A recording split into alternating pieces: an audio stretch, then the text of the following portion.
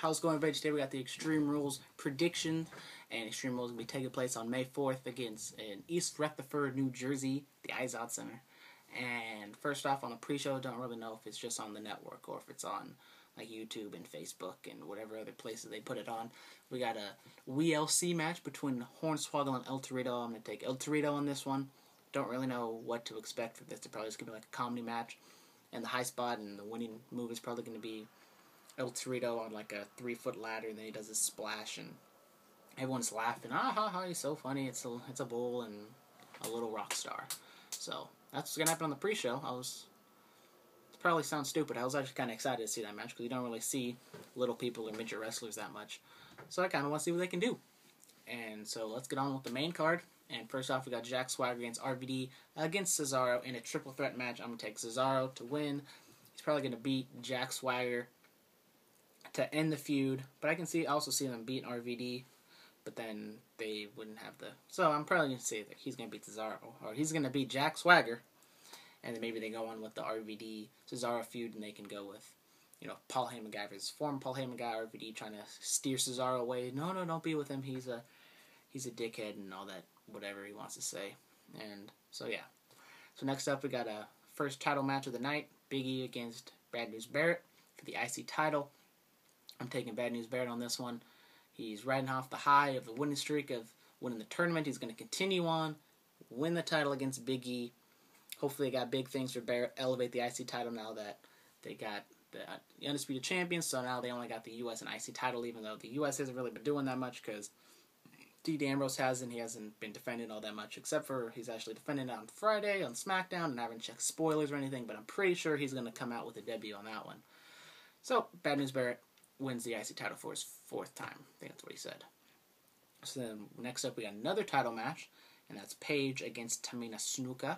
And I'm going to take Paige to win, and Tamina's probably going to get not most of it, but she's probably going to dominate the first half of the match, and they're going to talk about, oh, maybe Paige isn't ready, and Tamina's this monster, and she can't stop her. And then all of a sudden she does whatever Paige does, and she kicks ass, takes names, and she puts her in that bow and arrow, scorpion, deathlock type thing where she raises her up in the air and she taps out. It's going to be a sight to see with little old Paige making Tamina put it in that position, twist it up like a pretzel and make her tap out. So next up we got a handicap match with Xavier Woods and R-Truth against Alexander Rusev. I'm going to take Rusev on this one. It's probably going to be a virtual squash, less than 5 minutes. Rusev's going to dominate. Maybe the other guys get a little offense, stagger the big man a little, show some weakness, and then he hits him with the super kick and the Cobra Clutch and all that, whatever he does. I haven't really been paying attention. Usually when Rusev comes on, I fast forward. I just wait till Lana comes out and she talks, and then once Lana's done, then fast forward. So next up we got the only rematch from WrestleMania, which usually Extreme Rules is like WrestleMania Light or WrestleMania 2.0. But we got Bray Wyatt against John Cena in a steel cage match, and I'm kind of back and forth. I can see it go either way. So I'm going to take Bray Wyatt on this one probably just because he can get the win back, and they go trade off, and then they go to the next pay-per-view or maybe on a Raw. And then John Cena will probably get the better Bray Wyatt. But on this one, I'm going to say Bray's going to win. Hopefully he wins clean with the family not helping him or anything.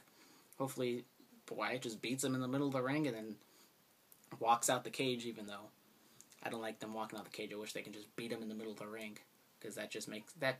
Like, if I was wrestling somebody in a cage, I'd have a lot more bragging rights if I pinned them in the middle of the ring than if I just walked out.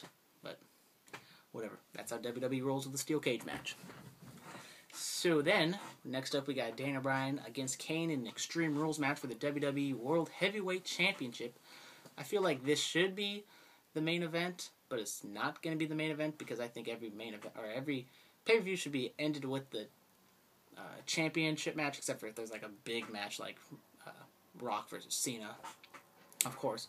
But hopefully Daniel Bryan doesn't have a title reign like that guy over there, CM Punk, where he's only on the pay-per-view main event when he's only facing against John Cena, or when he loses when he faces The Rock. But hopefully Daniel Bryan doesn't have that same fate. Maybe he even breaks CM Punk's record. Maybe he goes 460, 470. You never know. But this probably could be a good to decent match. Kane and Daniel Bryan have a lot of chemistry together. Don't really know if they had an Extreme Rules or a hardcore match on TV before, so maybe they can add some new wrinkles that they haven't shown before. And Daniel Bryan, running knee, middle of the ring, 1, 2, 3. Yes, yes, yes. Daniel Bryan wins. Straightforward. So next up, we got the main event of Extreme Rules, and that's going to be the Shield against Evolution. I'm going to take the Shield on this one, standing tall, end of the show. And I'm probably going to say Roman Reigns pins... I'm going to say Roman Reigns pins Triple H with a spear. There we go. Locking it in. And this is probably going to be the best match of the show because the Shield know what they do. Seth Rollins starts off high flying and everything, and Dean Ambrose goes crazy, starts brawling, then Roman Reigns cleans everything up. Superman punch, spear, triple powerbomb.